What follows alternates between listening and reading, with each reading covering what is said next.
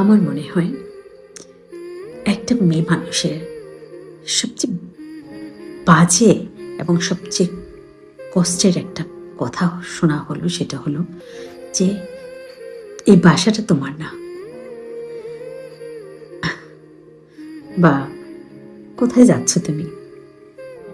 বিয়ের পর মেয়েদেরকে জিজ্ঞেস করা হয় কোথায় যাচ্ছ তুমি, বাবার বাড়ি। বাবার বাড়ি থেকে জিজ্ঞেস করে অনেকে শ্বশুর বাড়ি কখন যাবে। মানে কি,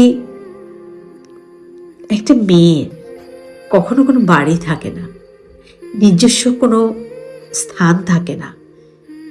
যে মেয়েটা, এই বাসাটা তার, এই বাড়িটা তার নিজের ওন। তাই বলছি, প্রত্যেক বাবা মাকে বলছি,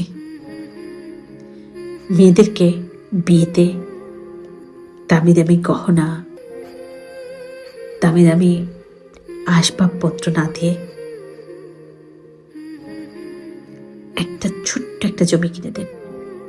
আর জমিতে যদি পারে তাহলে ছোট্ট একটা ঘর করে দেন। বিশ্বাস করেন, খুবই হ্যাপি থাকবে মেয়েটা।